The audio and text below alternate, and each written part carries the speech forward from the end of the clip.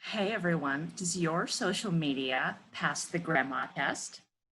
This is probably not quite what you think it means. What I'm really talking about here is not whether your grandmother would approve, but whether you would be embarrassed to share your social media with your grandmother. And this is a tricky question. So I think a lot of times we say things that our grandmothers would not necessarily approve of, right? I tend to cuss a lot more in my social media than my grandmother would care about. And I have slightly different political views than my grandmother. So she wouldn't necessarily be thrilled with everything I'm putting on social media. But the point is not quite that. It's just whether I would be embarrassed or ashamed if she saw it. We all have these moments when we're very tempted to put just kind of whatever's going on in our lives into our social media feeds. And to an extent, that's okay. But where it gets kind of tricky is when it sounds like we're blaming other people for things that aren't entirely their fault, or just kind of venting too much in an inappropriate way, those kinds of things. And of course, it's not hard to find examples of times that people have failed in social media. Look up Facebook fails, and there's loads of examples. One of my favorites is the person who complained on Facebook that she hated her job and her boss was a creepy perv who was always hitting on her and blah, blah, blah. I don't remember what else. And of course, the problem was she had friended her boss on Facebook. And so he responded and he said, I guess you forgot you friended me, huh? Also, I'm gay, so I'm not hitting on you. You hate your job so much, so guess what? You don't have to come in anymore. So you see loads of examples like this on Facebook, and that's what I mean by the grandma test.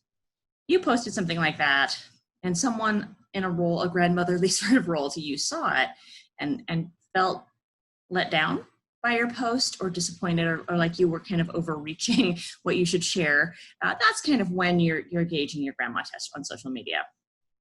And I understand that social media is often a really good place for us to vent feelings in a sort of public and yet protected forum. But I would really encourage you to think about that before you make that final decision, because things can get a little bit tricky there. And I just think it's really wise to be very mindful of those kinds of concerns. And of course, in this current state that we're in, there's a lot of, there are additional concerns around things like privacy online, and in fora that are less public but easy to hack, like Zoom. And so, just be super mindful of kind of what you're putting out there in general, what can be traced back to you, what can't. Because one of the dangers of most social media is that what you put out there technically kind of lives in cyberspace forever. I don't fully understand how Snapchat works, but those photos don't just disappear. They somehow are still floating out there in the ether, particularly if someone else has captured them.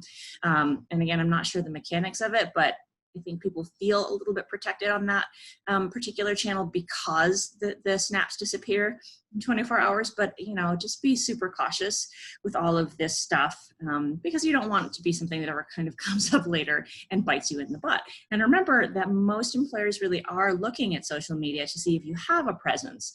And so what you really want to be sure you're not doing is putting things out there that make it look like you are not responsible or right for the job or whatever it is.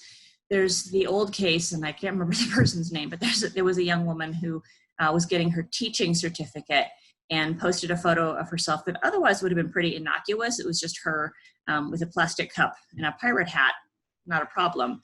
The problem was that she captioned that photo a drunken pirate, and the program, so the word of course got back to the place where she was getting her degree, and the program denied her teaching certificate. She sued them, but the courts ultimately decided in their favor because social media is social. It's a public forum. And there was a risk that that kind of messaging would get back to her students.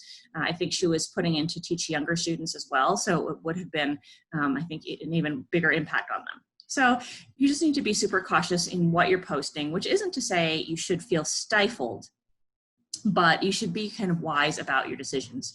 So for example, if you have a strong political opinion, you can post that. Just remember that freedom of speech doesn't mean you can merely say anything you want with no consequence. It means that you can say anything that doesn't incite violence or threaten someone else. And in Facebook, you also can't do things like post nudity and that sort of thing. But you also have to be really cautious because those things do have a way of coming back to us later on.